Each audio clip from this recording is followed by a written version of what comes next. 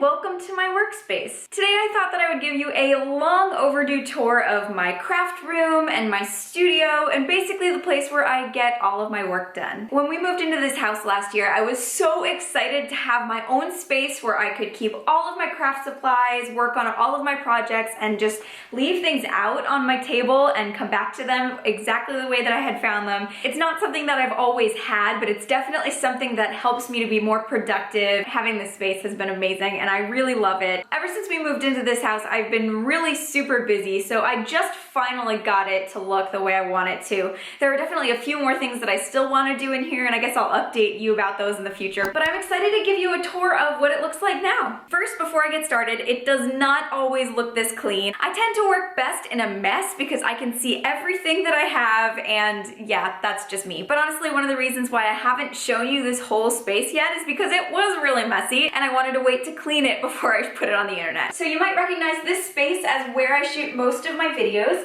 I decided to decorate it a lot and put lots of things up on the walls, and I like having it be just a crafty, creative space that reflects my personality. As you can see, I have one of my big lights right here. I have two more of these, but I moved them out of here just for filming this video because they take up a lot of space. So this is my main desk area. I try to keep at least half of it open at all times so I have space to spread out a new project if I want to start something new. But let's be serious, most of the time it's just covered in craft supplies and things I'm working on. Over here I have this 3-tiered organizer that I use to put all of the things I use most often, like my sewing supplies. I'm also still using all of the pincushions that I made on this channel. They have definitely come in handy. Under this table I store a giant box of polyfill for stuffing my plushies, and this is where I keep my main fabrics that I use most often. And then I have a second one of these green tables which I use as my sewing table and also just kind of a place to store the materials I use most often so I can grab them quickly. In this vintage suitcase I've been keeping kind of things that don't have another place to go, but I don't want them out in the open, so I just put them in here. This is a spinning caddy that I got from Michael's, and I have basically my main tools that I use most often so that they're right here and I can grab them when I need them. This is where I keep all of my small plushie patterns. I put them into these envelopes labeled the front and put them in this little letter organizer. They're not in any particular order, but it makes it easier to find them. In here is where I keep all of my little Fairweather Friends logo fabric tags that I sew into my plushies. This machine I just recently got. I haven't tried it out yet, but I'm gonna try and figure out how to get it to cut fabric for me because that would save me a lot of time. Over there I have, very exciting, my garbage can, my backup sewing machine. In these bins I keep all of the plushies that are in stock in my Etsy shop. In here I keep backup fabrics. I've got a bunch here that I haven't put away yet. In this bin I have stuff that I use for my YouTube videos and photography, so just camera things and microphones and all of that stuff. In here I have a bunch of external hard drives, extra cables, some more cameras, and then I just kind of shove random other things in here. A curtain that I haven't put up yet. This is kind of my travel craft box at the moment. I have my journaling supplies in here. And then I kind of built this little printer stand using another vintage suitcase, and I just put some other stuff in there, paper for the printer. There are my pygmy puffs, and then I have this one window. This rug is actually a watercolor print by Society 6, and I love it. I've had these cube shelves for quite a while now. I got them at Michael's Arts and Crafts, and I really love them. One of my favorite things about them is that they're all separate pieces of furniture, so I can stack them higher if I don't have as much space this way. Right now I have them in kind of a 3x3 configuration, and then there is an extra cart that matches that's over on that end. I got that one a little bit later, but I needed more space, so I just added on to it. So as long as they keep these in stock and don't change the general size of them, I can keep adding on to them. I can make them taller or make them go farther in that direction, and I love that about them. You might remember this Hogwarts desk organizer from a past video. I really love this project, so I'm still using it. That's a little sign that I hand lettered. I actually grabbed that for my craft fairs and I thought that it was pretty, so I just display it all the time. That Hufflepuff H was given to me by a fan. This was a drawing done by my friend Riley. In here I have some note paper, and in here I have washi tape, and then I have Ginny Weasley's wand, which I think is super pretty.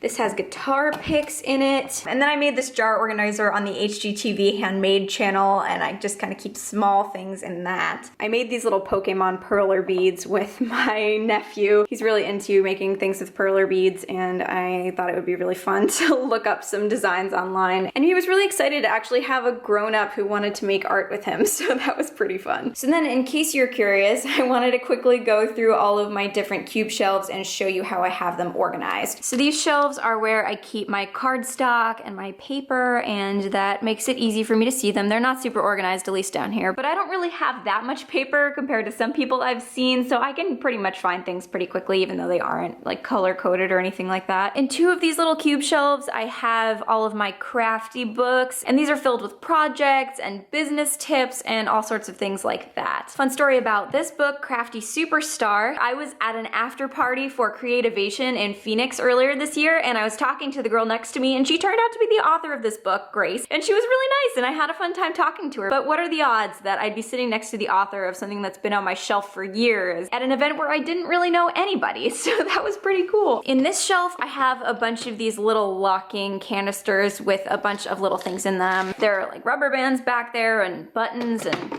all sorts of little things that I use for craft projects. And then over here, I have my felt, and this was organized, but then I got lazy, so it's kind of messy. And here I have some specialty things that I print on, like custom address labels and the fabric that I use to print all of my fabric Etsy tags. And here I have some foam and a cutting mat, and this is just kind of a random stuff shelf that didn't have another place. Over here I have all sorts of note cards and things like that. If I need to write out a thank you card for somebody, that's where I keep those. I probably should move this down to my kitchen, but they're lightning bolt shaped sprinkles by the Geeky Hostess. These were a gift. And then in here I have a box with all of my extra sewing machine tools. My Instax printer and some extra film are in here. I like having these open shelves for kind of random things because I can see them pretty easily and remember that that's where they are. But for all of these other shelves, I actually made these really cute little hand-lettered tags to say what's in them. For quite a few years, I hadn't labeled anything on this because I didn't really organize it very well. And when I moved into this house, I basically spread out all of my craft supplies on the floor and sorted everything. And then I decided which drawers each of those piles would go into, and I made up a tag for them, and it turned out pretty well. I really like being able to see what's in them before I even open the drawer. This one is wood and cork supplies. This is where I keep all my adhesives. I have glue and tape and hot glue sticks and all sorts of fun stuff in there. This is where I keep my paints and my brushes. This one has Velcro and magnets. I don't have a lot of those, but figured I should put them somewhere. These are all metal findings, so things for making jewelry and hair clips and stuff like that.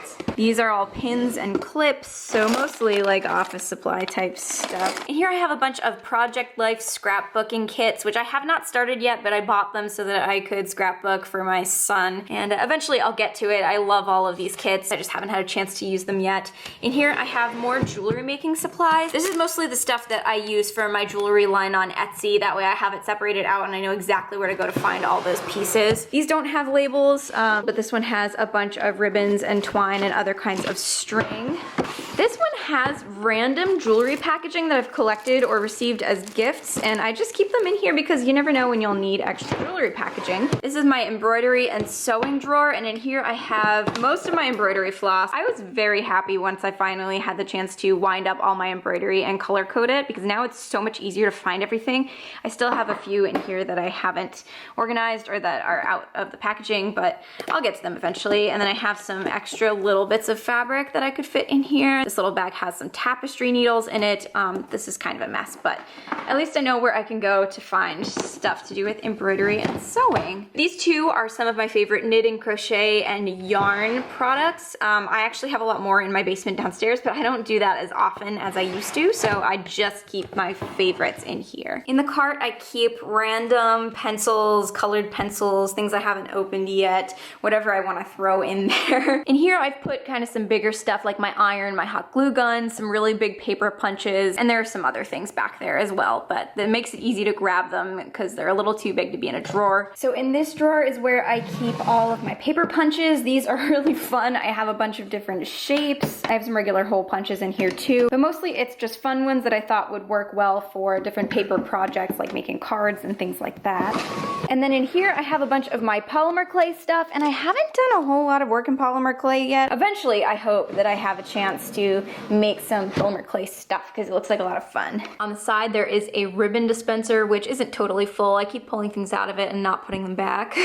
Keep putting random things in those boxes. This is a folding table that I sometimes use for craft fairs. Over here, I have some of my favorite artwork, which I put in a little gallery wall. There are actually a few that are missing that I haven't gotten frames for yet, but eventually that will be filled in. I love surrounding myself with artwork that inspires me, so that's kind of something that I'd like to continue doing in the other spaces that are a little bit more bare. Right now, this is the less exciting section of the room. It is what I see when I sit down at my desk and work, so I definitely would like to decorate it at some point, but it isn't really a priority of mine. I'm eventually thinking that whenever I find a really cute chair I like, I want to put it on the wall over there between those two doors so that I can sit and film wake update videos in a more comfortable location. Right now I tend to sit on the floor right over there, and that's where I film those videos because I want them to have a different background than my normal ones. So eventually I think it would be really cool to have this half of the room also be a different kind of video set that I can use when I want to switch it up. And then over here is my little shipping station. This is where I pack up all of my Etsy orders and get them ready to be sent out. I have my twine and my labels and business cards and a scale and everything that I need to get those all wrapped up and looking nice for everybody who buys them. This is my new business card. I just had these printed. I really should have done it a lot sooner because all of my old ones became outdated when I changed all my social media usernames, but I'm so glad that I have these now. This is where I keep my tags. I actually have to make some more. I've been making them as I go. This is kind of an organizational nightmare because I keep pulling things out of it, but that bin is usually where all of my Etsy necklaces go. In here I have a bunch of physical copies of my CDs that I've released. I don't really sell very many of them online anymore, but I do bring them to shows, and that's what I sell at my merch table. More business cards, some envelopes. I have a lot more of these in my basement, but I just grab a few and then refill them when I run out. And this is a funny little corner where I've been just throwing things. I've got my ukulele and my guitar and some extra artwork I haven't hung up yet. And then this is where I keep my button machine, and I've got some extra button making supplies down here as well. And lastly, there is a closet right there, but it's basically just full of stuff that didn't have another place.